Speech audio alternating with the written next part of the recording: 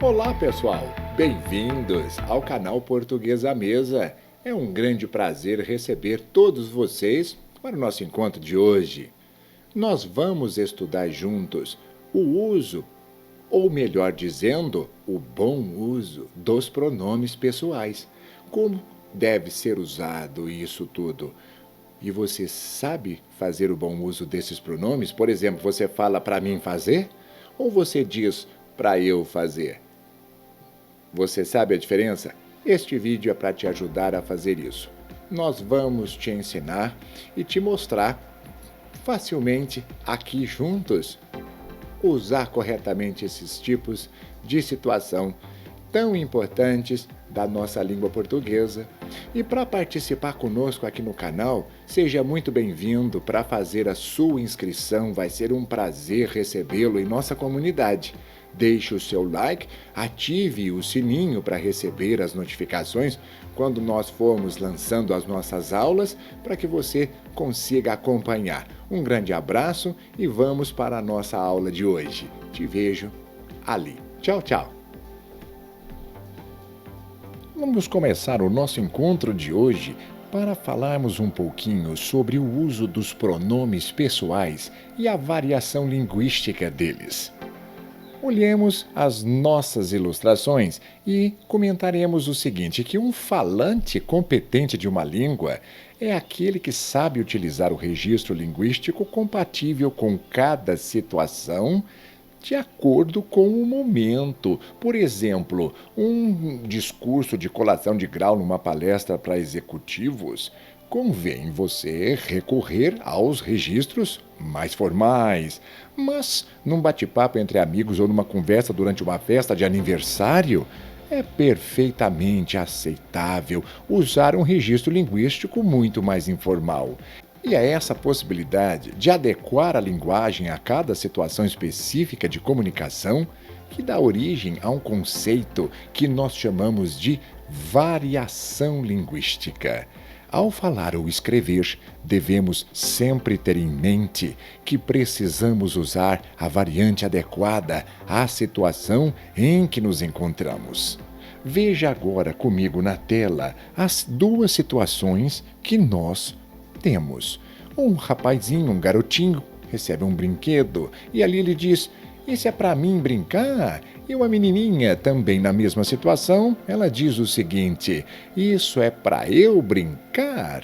O que é que nós pensamos a respeito disso? Não é preciso você ser um especialista em estudos de linguagem para perceber que a frase "isso é para mim brincar" é muito, muito mais comum nesse contexto do que "isso é para eu brincar". No entanto, numa construção sintática como essa, o pronome mim não é recomendado pelo padrão mais formal do uso da língua, de maneira que o emprego do eu estaria mais adequado à norma culta. Esta aula é para nós discutirmos esses tipos de situação. Veja agora Manuel Bandeira em uma poesia dizendo o seguinte: "Para mim brincar". E ele diz: "Não há nada mais gostoso do que mim, sujeito do verbo no infinitivo. Para mim brincar". As cariocas que não sabem gramática falam assim. Todos os brasileiros deviam de querer falar como as cariocas que não sabem gramática. As palavras mais feias da língua portuguesa são quiçá, alhures e amiúde. Ao defender o emprego de "para mim brincar", Bandeira não está fazendo apologia do erro. Na realidade, ele está elogiando a espontaneidade das cariocas que, por não terem estudado gramática e desconhecerem as prescrições da norma culta, valem-se da variante linguística popular quando falam. E é evidente, pessoal, que um falante, querendo demonstrar um mínimo de conhecimento formal sobre sua língua, preferirá usar o "para eu brincar" em lugar do "para mim brincar". Mas não é sensato criticar aqueles que, por não terem tido a oportunidade de conhecer esses registros linguísticos mais valorizados socialmente, eles recorrem apenas às variantes informais da língua, Todos nós sabemos que no Brasil as pessoas usam essas variantes. Mas agora é sua vez. Estou colocando para você um pouquinho de gramática e gostaria que você pensasse juntamente comigo o que está acontecendo aqui. Vamos ler essa oração. Eu dei uma rosa à menina. Não é difícil perceber que o pronome eu ele está exercendo a função sintática de complete para mim. O eu nesta posição é um pronome que está exercendo a função sintática de conjugar o verbo. Quando isso acontece, a função sintática chama-se como mesmo? Complete aí. Mas também temos um pouco mais de informação. Já o termo a menina é o destinatário da ação verbal. E aqui, neste caso, está exercendo a função sintática de complete para mim. Você sabe? Com certeza você já completou, não já? E agora a resposta é fácil. O eu exerce a função sintática de sujeito da oração. E a menina, por ser o destinatário da ação verbal, está exercendo a função sintática de objeto indireto, que seria o alvo receptor da ação do verbo dar, aquele quem recebe as ordens que vêm do verbo. Isso mesmo, mas agora preste bastante atenção. Você acha que seria um absurdo se nós fizéssemos isso? A menina deu uma rosa a eu. Nós invertemos. Invertemos aqui a construção. E as funções sintáticas do pronome eu e do substantivo menina, deslocando o pronome para a posição do objeto indireto e o substantivo para a posição de sujeito da oração, será que isso ficou correto? E agora vamos ler comigo. E é evidente que essa frase está inaceitável para a norma culta. Não podemos usar dessa maneira. A maioria dos falantes da língua portuguesa, aliás, reconheceria a estranheza dessa construção, preferindo substituir, nesse caso, o pronome eu pelo pronome agora é sua vez. Em vez de usarmos eu, como seria? Seria qual pronome? Você sabe? Vamos lá? Isso, e você sabe sim. Seria a mim, exatamente. Seria o pronome oblíquo mim.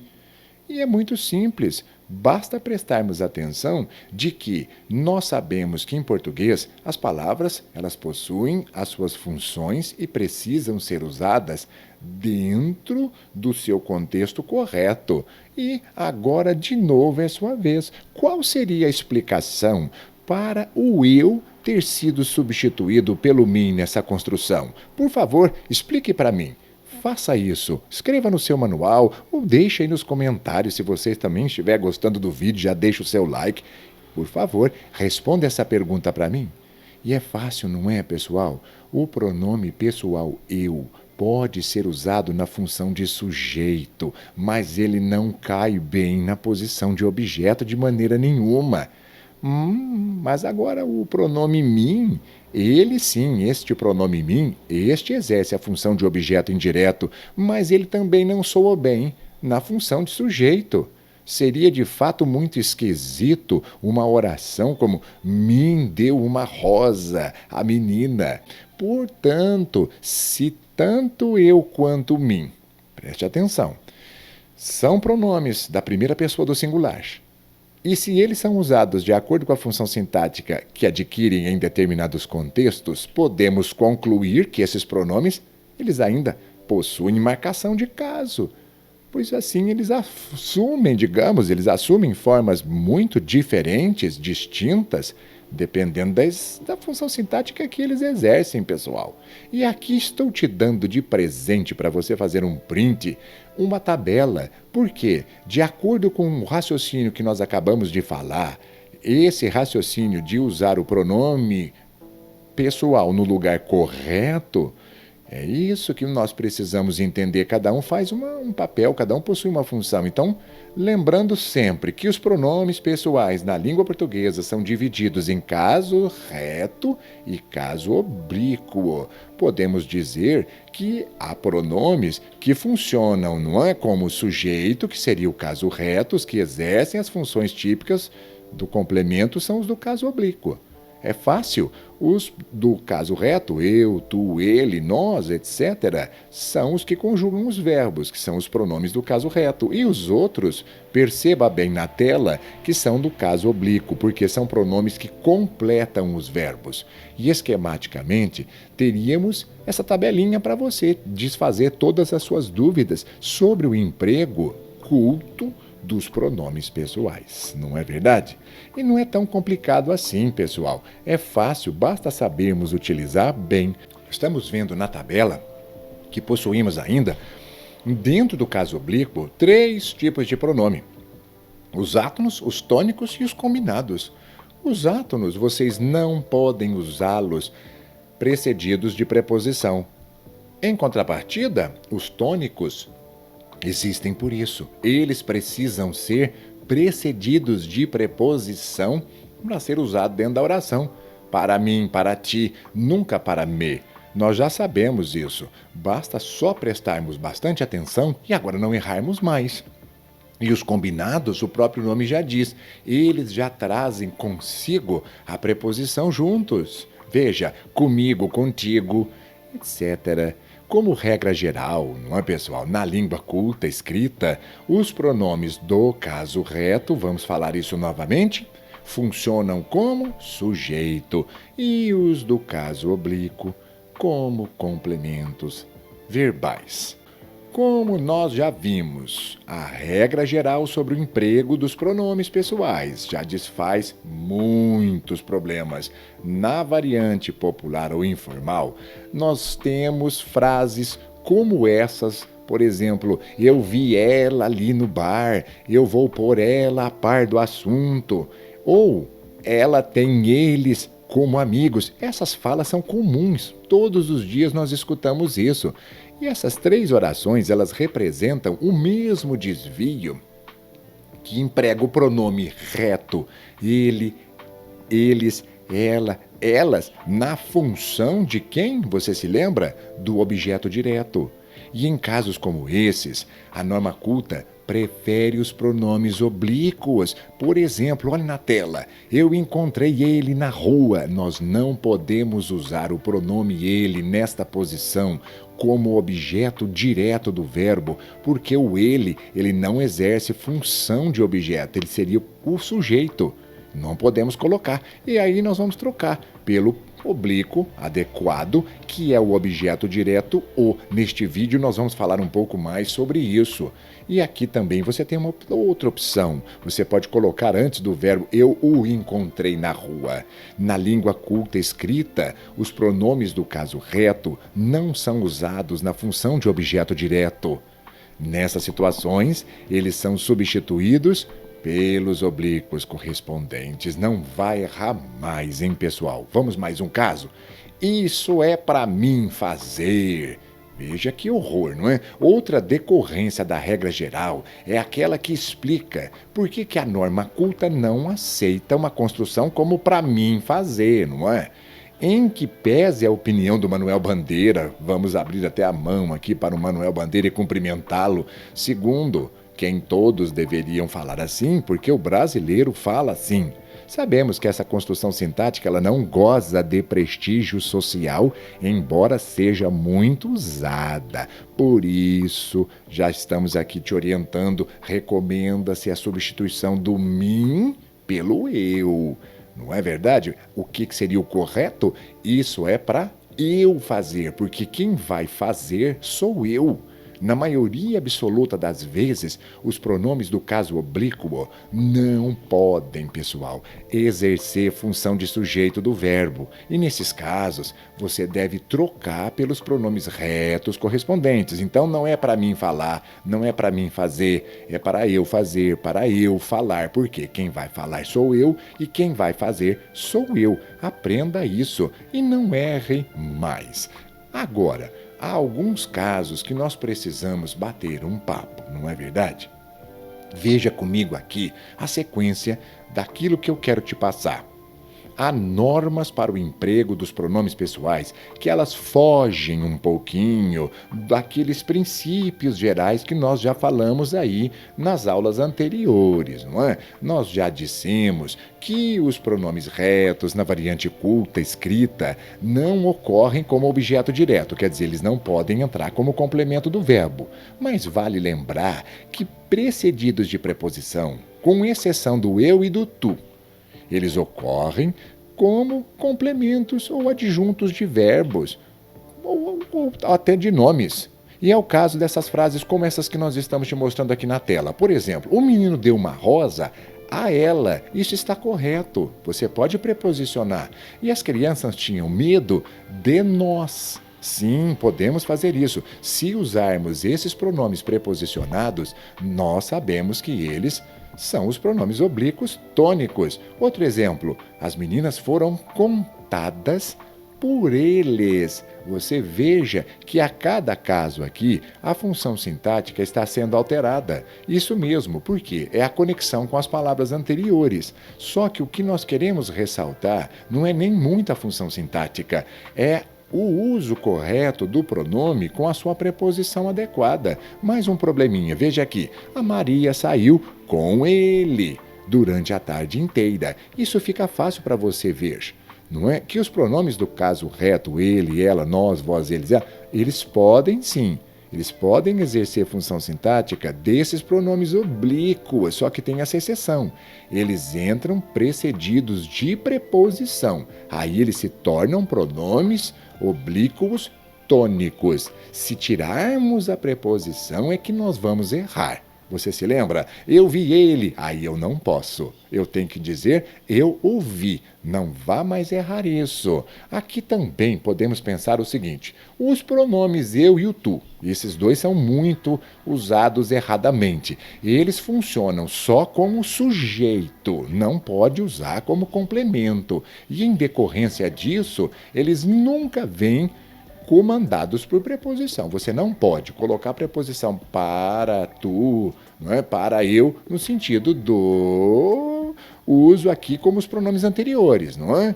Por quê? Porque é um desvio. É um desvio muito comum no emprego desses pronomes que costuma ocorrer com a preposição entre. Por exemplo, entre eu e você. Não, não pode. Tem que ser entre mim e você. O você é um pronome de tratamento, não dá problema. Aqui nós estamos falando do pronome pessoal, porque você não pode, por exemplo, isso é para tu. Não, senhor. Isso é para ti. Qualquer preposição que você colocar antes, é necessário usar o mim e o ti. Por exemplo, ela gosta de eu. Não, isso ninguém fala de jeito nenhum, não é? Porque ela gosta de mim. Por quê? A preposição está antes. Então não erre mais.